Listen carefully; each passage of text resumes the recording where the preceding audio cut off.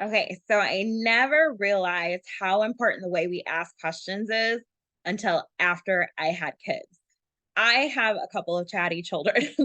I've got four altogether, but two of them are definitely talk your ear off, ask a million questions, never a dull moment children. And it makes it really fun because they are amazing to have dialogue with. You never know what's going to come out of their mouths or where the conversation is going to head. Um, and they've taught me a lot about how asking the right questions is super important if I want the response that I'm looking for. So this happened the other day. I was having a conversation with my 4-year-old about what he was doing.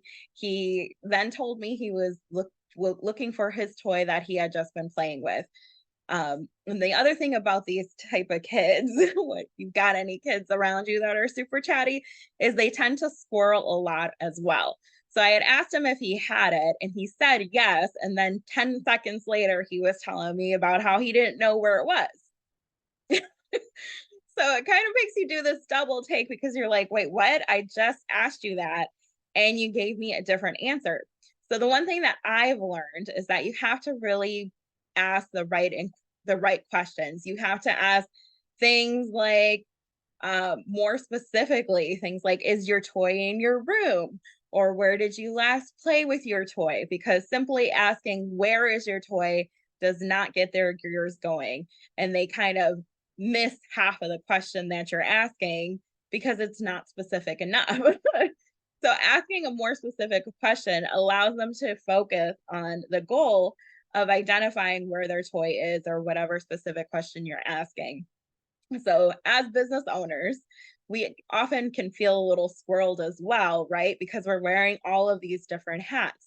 And sometimes we can be unaware of things that we should know because of this. But as a side note, the should know thing is complete baloney. We shouldn't should anything, right? Because we are all coming from different places, educations, and backgrounds, and we don't know what we don't know. I digress. However, that is the point that I'm getting at today. We want to make sure we ask the right questions so we can really get the answers we need, which in this case, what we're talking about today specifically is working with an accountant, making sure that they're at the top of their game. So I want to share with you 3 top questions to ask your accountant to make sure that they are at the top of their game. So the first question that I want you to ask them is, tell me about, or say to them, I want you to say, tell me about the various business structures and their pros and cons.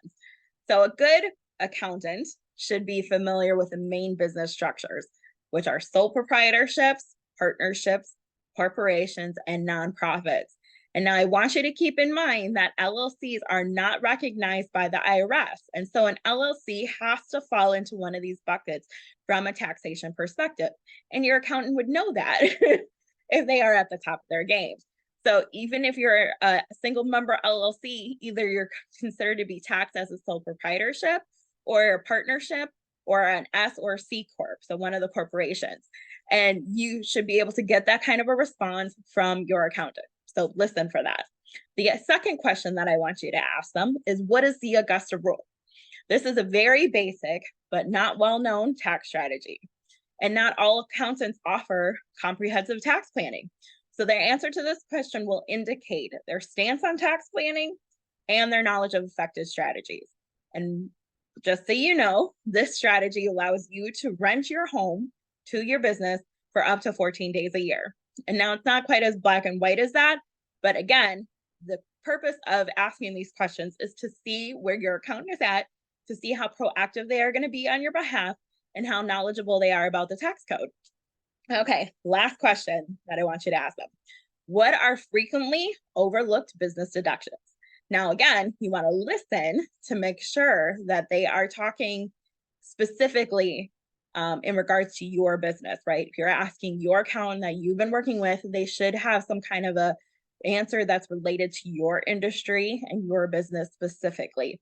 Now, it might be things that you've already heard of or have talked about before.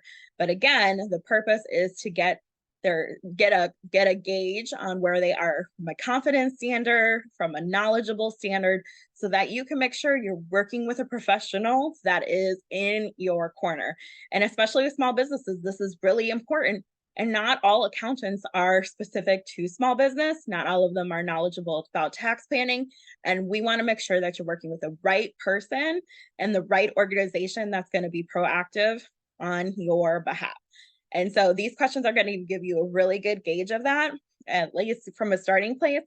Again, the goal is to listen to their responses, to make sure that they're either giving you these answers or something like these answers, but also just kind of listening to how they're responding to you. Okay, so those are some specific questions to ask so that you can get the answers you want. If you want the full list of 9 questions to ask your accountant to make sure they're at the top of their game, I'm dropping the links down below. And if you like this content, please like and follow our page for more information in the future. Hope you have a great day. Bye.